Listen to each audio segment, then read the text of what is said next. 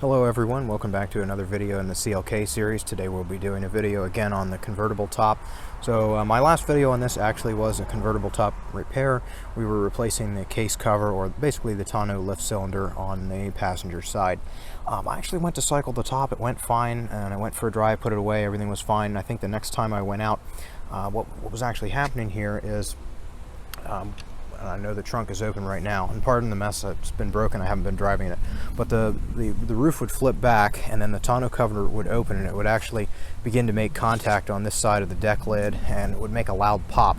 So of course I caught it before all that, knew something was wrong, and dug into it a little bit further. Now, as far as how I reached this diagnosis, it's kind of weird because it was happening on the driver's side, so it almost looked like the convertible roof wasn't settling, kind of like if you had too much luggage in the trunk, and it just wasn't settling down properly.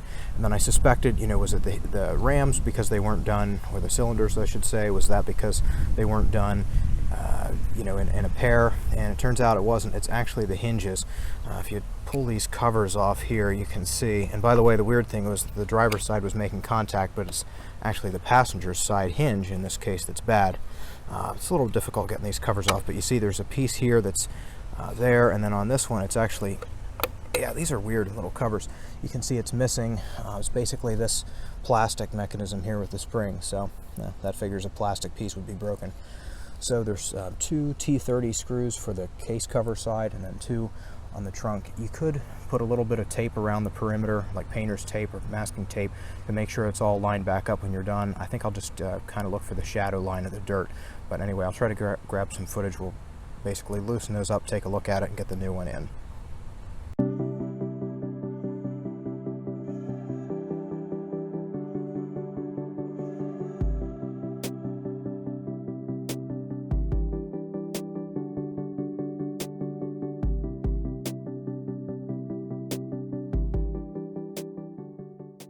Alright, so I did finally get it out. There's actually, and I didn't know this, but there's actually a T30 in the back as well, which threw me for a loop. So there's actually 5 bolts. But at any rate, so I did pull this plastic cap off. And by the way, this piece, again, that piece was broken out, so I was able to get down with a swivel and get that bolt out. But I think the proper way, which we'll experiment with, and again, I'm just figuring this out for myself and just making a video. I have to, gotta learn somehow. But I think the proper way to do that would be to put it in with the tonneau cover raised and get it from the other side, which we'll check out then, but could be wrong, we'll see. But as you can see here, this piece, there's actually that little plastic tab is broken off there, and then this, I don't really understand the whole operation of this hinge. I've looked at it multiple times, but still don't fully understand it, but the main thing is that it does need to be replaced. So there's a broken little piece inside and there.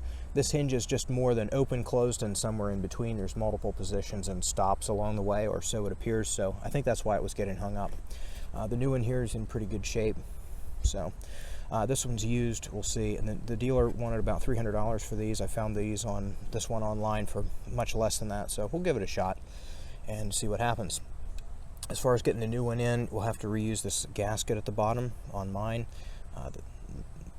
So we'll peel that off, and then it actually kind of will wiggle in through this space right here. At least that's the way I did it. I was able to do that, get it in position, and then move it back. So let me get this rubber piece swapped over and get this in place, and we'll get it reinstalled. Alright, so I have the rubber piece swapped over, and I'll try this with one hand, although it's a lot easier without the camera. But basically, I think what I'm going to try to do, if I remember this properly, is we'll just try to fit this through this gap without contacting any of the paint. Okay.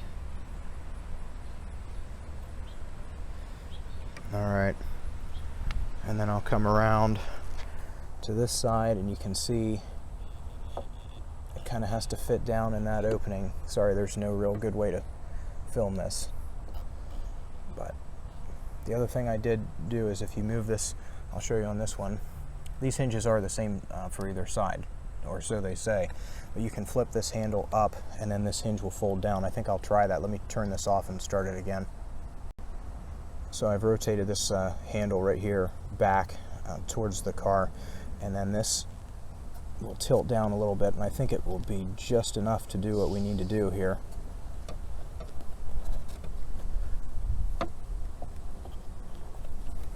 If we can get this out of the way. All right, and then that should, whoops, my hand's in the way, I apologize. That should, it's getting there. All right, I'll have to, it looks like I'll just have to turn the camera off, but you can see you got it most of the way there. Just have to get it, you know, past that weather strip and then a little bit down and further into place.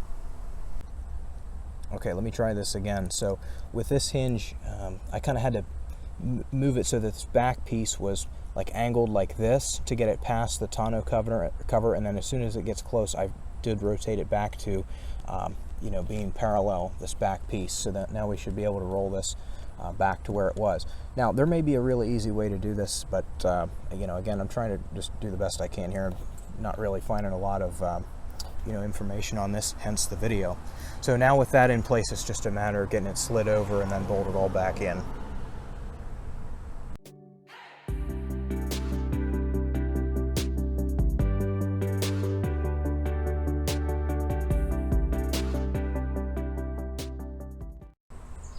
So I have the new hinge in place. I have the 2 bolts into the tonneau cover and then 2 into the frame here around the trunk. I also have this plastic piece on.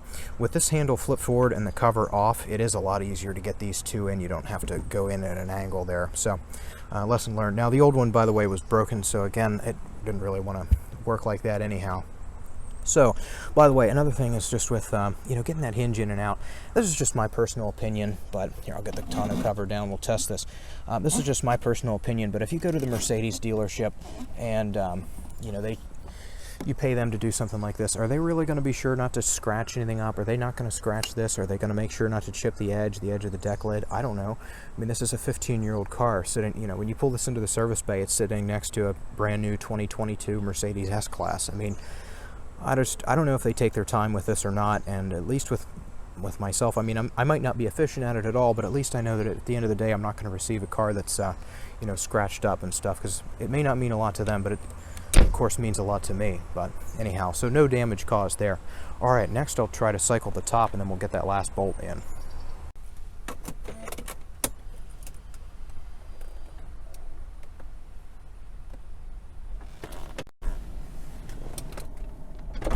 So now I'll attempt to cycle this top. So I just want to be very careful with this tonneau cover. Okay, I'm going to stop it right there. I'm going to get out of the vehicle. Now this little beep at me and stuff, but that's fine. Wants me to remove the key and close the top, but anyhow, so we'll stop it right here. Now it was making contact right about in this area right here. So I want to look at it now, and everything does seem pretty straight and pretty proper. Now these cylinders will release after a couple seconds, so you don't have all the time in the world, but basically we'll you know, grab this bolt here and run this one in quick. So let me set the camera down for this, but it should just you know, we might need the universal there, but it should just pretty much go right down in. Okay, I have that one tightened together, so I'll go ahead and cycle this now. Oh, let me turn the car back on, that'll help.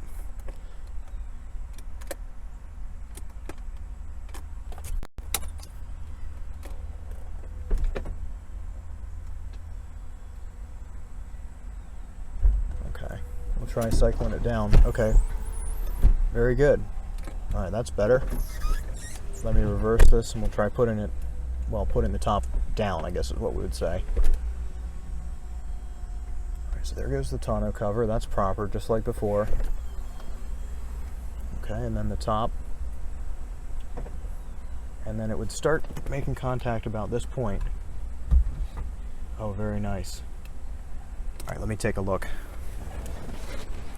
Now I have to say, I did notice before it would make kind of like a loud pop, but you know, I'm used to the 9.3. I didn't really think much of it, but apparently that was it. And then the tonneau cover goes down. That's kind of a loud part right there. It's surprising that they would make it that loud, but okay, that's much better.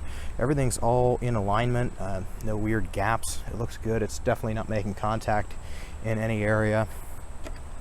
That's very good. Okay, the trunk opens. Again, all proper. Yeah, just make sure you line up everything with the like the existing, like the dirt line or shadow line there, and you should be in good shape. Okay, so there it is. This little broken plastic piece right there will be enough to cause major issues. So in the last video, I think I mentioned concern over having to do all the hydraulics in this car, but it looks like that's okay. And hopefully with this hinge, hopefully we're back in business at least till the end of the summer. It'd be nice to, you know, as I said in the last one, it'd be nice to kind of have this back. All right, let me know what you think. If you have any ideas or if there's something really stupid that I missed, let me know. I'll do another video on it. But that's kind of the best way I found, trying to do what I can with this stuff. All right, thanks for watching.